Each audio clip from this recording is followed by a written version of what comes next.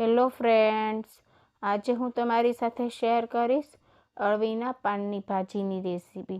તો આપણે ઘણી વખત મેથીની ભાજી, પાલકની ભાજી કે પછી તાંજળિયાની ભાજી એવી રીતના ઘણી બધી ભાજી ઘરે બનાવતા હોઈએ છીએ, પણ આજે આપણે અળવીના પાનની ભાજી બનાવીશું।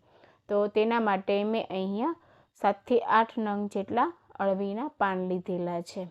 તો એક વખત આ અળવીના પાનને આપણે સારા પાણીથી ધોઈ લેશું અને કોટનના કપડાથી તેને સાફ કરી લેવાના છે। અને ત્યાર પછી આપણે જે અળવીના પાનમાં નસનો જાડો ભાગ હોય ને તેને આવી રીતના આપણે રિમૂવ કરી લઈશું। તો એકદમ પતલી પતલી નસ હોય તો તેને ના કાઢીએ તો પણ ચાલે, પણ આવી રીતના જાડો ભાગ હોય નસનો તેને આપણે રિમૂવ કરી લેવાનો છે। તો આવી રીતના હું બધા જ પાનમાંથી નસનો ભાગ દૂર કરી લઈશ। અને જ્યારે પણ તમે આવી રીતના અળવીના પાન લેવા જાઓ ત્યારે કાળી દાંડીવાળા પાન યુઝ કરવાના, એટલે એકદમ સરસ એવા પાન આવતા હોય છે। અને આવી રીતના નસના ભાગ દૂર થઈ જાય પાનમાંથી, ત્યાર પછી આપણે એક જ પાનમાંથી 4 ઊભા કટ કરીશું। અને ત્યાર પછી જે સાઈઝમાં આપણે કટિંગ કરવું હોય ભાજી માટે એ સાઈઝમાં તેને કટ કરી લેવાનું। તો આવી રીતના તમે કાતરથી અથવા તો ચપ્પુથી કોઈ પણ રીતે તેને કટ કરી શકો છો। તો મેં અહીંયા બધા જ પાનના આવી રીતના કટિંગ કરીને તૈયાર કરી લીધું। અને હવે આપણે ભાજી બનાવીશું। તો એક પેનમાં 3 થી 4 ટેબલ સ્પૂન જેટલું તેલ ગરમ કરવા મૂકી દેવાનું। તેલ ગરમ થાય એટલે આપણે ઝીણું સમારેલું લસણ ઉમેરીશું। લસણ થોડુંક સંતળાય એટલે આપણે ભાજી ઉમેરી દઈશું। અને ભાજીને આપણે 2 થી 3 મિનિટ માટે એમ જ તેલમાં સાંતળવાની છે। અને મીડિયમ ટુ લો ફ્લેમ ઉપર જ આપણે ભાજીને સાંતળવાની છે। હાઈ ફ્લેમ ઉપર જો ભાજી સાંતળવા જશું ને તો ફટાફટ સંતળાઈ જશે અને બળી જશે। એટલે આપણે જ્યારે પણ આવી રીતના ભાજી બનાવીએ ત્યારે મીડિયમ ટુ લો ફ્લેમ ઉપર જ ભાજીને સાંતળવાની।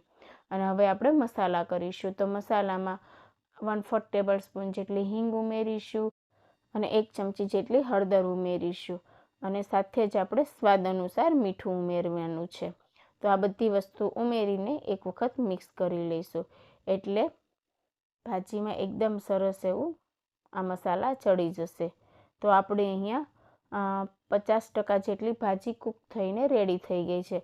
તો આટલી ભાજી કૂક થઈને આપણે અને ત્યાર પછી આપણે ધાણા જીરું અને લાલ મરચું પાવડર ઉમેરીશું। તો મેં અહીંયા 2 ચમચી જેટલું ધાણા જીરું પાવડર લીધેલું છે અને તેની સાથે જ મેં અહીંયા 2 ચમચી જેટલું લાલ મરચું પાવડર લીધેલું છે। અને એક વખત આ બધા મસાલાને આપણે ફરીથી મિક્સ કરી લઈશું। તો આપણા મસાલા ના બળે તેના માટે આપણે અડધો ગ્લાસ જેટલું પાણી ઉમેરીશું, અથવા તો ભાજીનું પ્રમાણ જેટલું હોય એ પ્રમાણે આપણે પાણી ઉમેરવાનું। અને ત્યાર પછી ફરીથી મિક્સ કરી લેવાનું। અને મસાલા આપણા તેલમાં સંતળાય ત્યાં સુધી આપણે 3 થી 4 મોટી ચમચી જેટલો બેસન ઉમેરીશું અને એક વખત મિક્સ કરી લઈશું। તો આપણો અહીંયા ચણાનો લોટ તેલમાં રોસ્ટ થાય, એટલે કે ચણાના લોટની કચાશ દૂર થાય ત્યાં સુધી ભાજીને કૂક કરવાની છે। તો લગભગ ચણાનો લોટ ઉમેર્યા પછી પણ 1 થી 2 મિનિટ માટે ભાજીને મીડિયમ ટુ લો ફ્લેમ ઉપર આપણે સાંતળીશું। અને 1 થી 2 મિનિટ થાય એટલે ગેસની ફ્લેમ બંધ કરીને આ ગરમા ગરમ ભાજીને આપણે રોટલા કે ભાખરી સાથે સર્વ કરીશું।